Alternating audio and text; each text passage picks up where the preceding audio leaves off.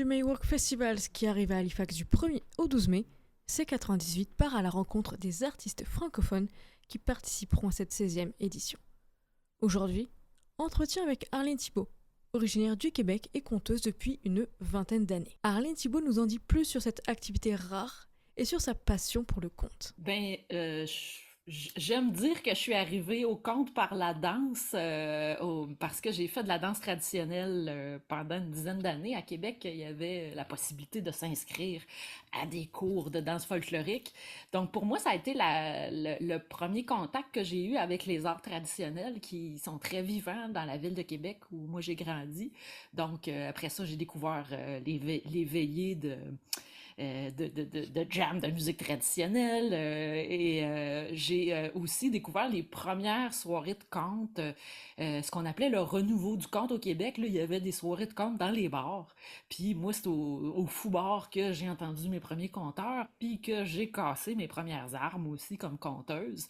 Et à ce moment-là, moi, j'étudiais en théâtre parce que j'aimais déjà la scène. Je savais que cette bout-là me plaisait. Et je trouvais dans le conte plus encore que le théâtre, je trouvais tout.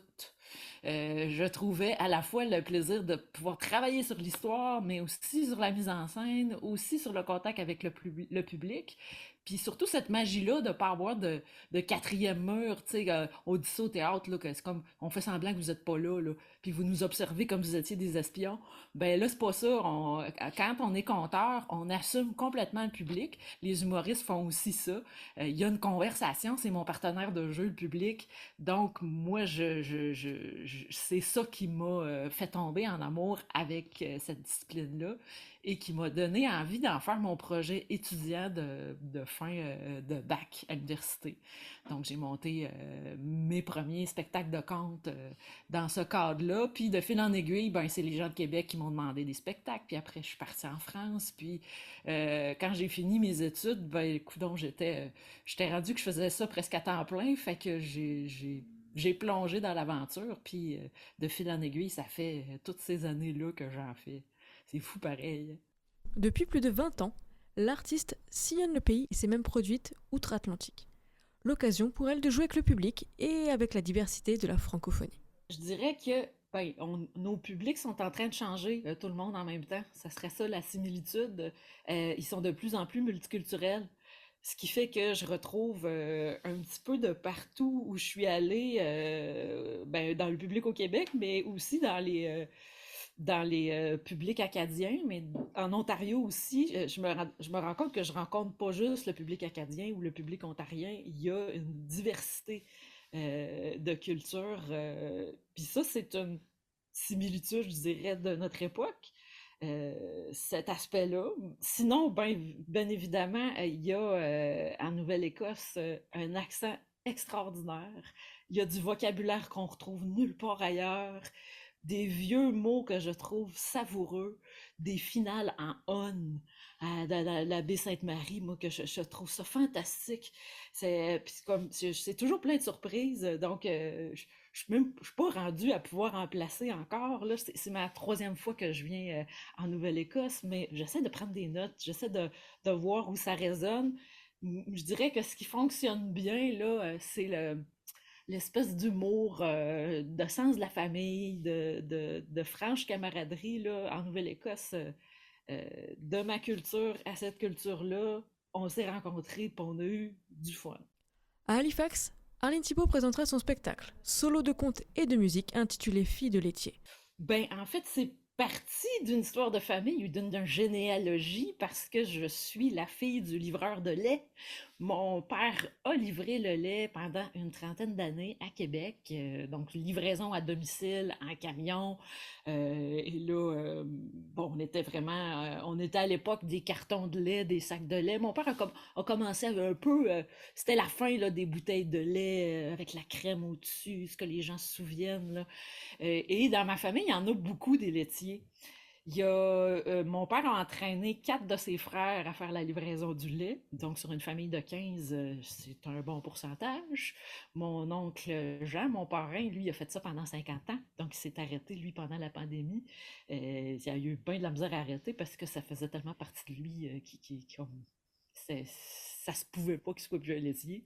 Mon arrière-grand-père avait une ferme laitière à Lévis, donc sur la rive sud de Québec. Donc mon père a accompagné son grand-père à cheval pour aller livrer à Lévis des petites bouteilles. Donc il y a quelque chose de tellement fort dans mon histoire de famille autour de ça que tout le monde me disait, ben ça se peut pas que tu finisses pas par faire un spectacle avec ça. Puis c'est comme si je le sentais que c'était important pour les gens. Parce que pour moi, c'était quelque chose de banal, c'est le travail de mon père. Tu sais, je veux dire, il n'y avait pas une dimension extraordinaire comme je le voyais dans le regard des gens. Et je me suis posé la question, mais qu'est-ce qui se passe dans le regard des gens?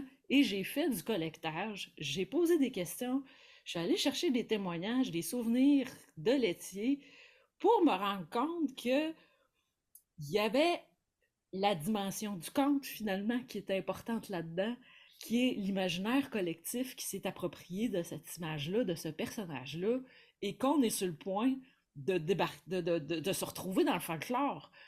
C'est ça le folklore, c'est quand des figures tout à coup deviennent mythiques et jouent dans des histoires que tout le monde connaît sans les connaître. Donc moi, j'ai essayé de comprendre c'est qui les personnages d'un conte de laitier, c'est quoi la principale histoire qu'on fait raconter à ce personnage-là, puis pourquoi c'est essentiel pour nous de s'en rappeler puis de le transmettre.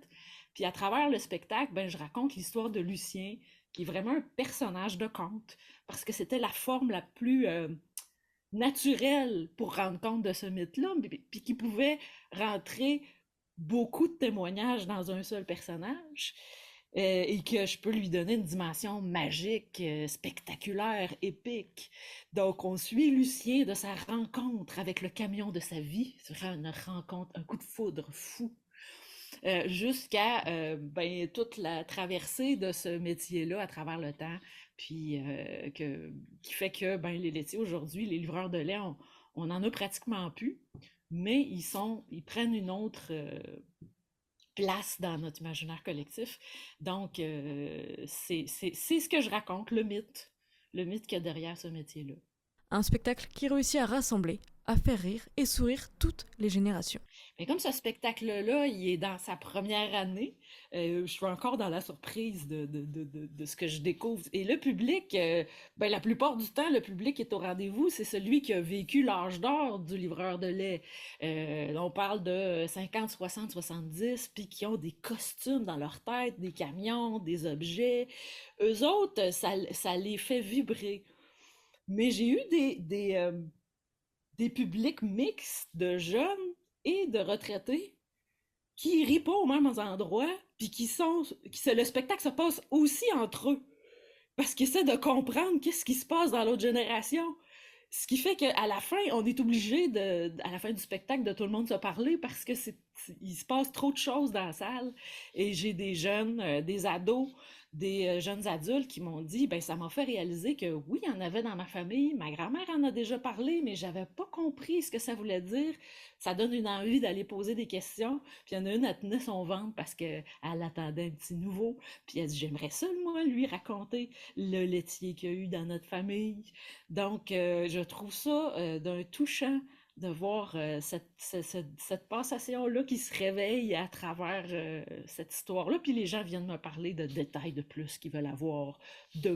Faudrait que tu dises ce mot-là, faudrait que tu parles de tel objet. Donc, je continue à être nourrie sans arrêt. Enfin, Arline Thibault se livre sur ses inspirations, dont certaines lui viennent tout droit du continent européen. Ah, moi, je suis inspirée au pluridisciplinaire, je dirais, ça a toujours été ça, dans le sens où, là, j'ai été beaucoup inspirée par une conteuse bretonne qui m'a accompagnée dans les premières étapes d'écriture, de recherche autour de ce spectacle-là. Elle travaille la parole symbolique dans les contes. Puis étrangement, elle parle des petits de ce monde. Les gens qui n'ont pas la parole, les gens qu'on voit pas. Puis moi, ben, c'est un petit travailleur, un personnage qui a rien pour être épique, le livreur de lait. S'il est invisible à quelque part, mais il prend une dimension de grandeur. Puis elle m'a fait prendre conscience, cette Gigi Bigot-là, cette belle conteuse bretonne, d'à quel point c'est essentiel, puis que ça s'inscrit dans notre histoire humaine, dans plein de récits, des récits fondateurs, des récits, ben oui, de la tradition orale, mais aussi dans les religions, on retrouve ces figures-là. Donc, l'aspect symbolique, c'est qu'on ne sait pas pourquoi, mais ce personnage-là, cette figure-là, nous parle beaucoup plus grand que juste l'anecdotique ou juste même l'histoire de. J'aurais pu raconter l'histoire de mon père, mais ça aurait pas été aussi grand. Puis de toute façon, mon père, il dit c'est mon histoire. Puis tous les laitiers qui ont entendu le spectacle, ils ont dit c'est mon histoire. Ça veut dire que ça, c'est réussi. Si tout le monde se reconnaît dedans, c'est que là, le symbole, il est un miroir. Puis ça, je dirais que c'est beaucoup au contact de Gigi Bigot que j'ai pu plonger dans cette dimension-là. Ça aussi, ça fait grandir la conteuse. Merci Arline Thibault de nous avoir accordé cette entrevue. C'était Julia Chenu pour C98 à Halifax, membre du réseau IJL.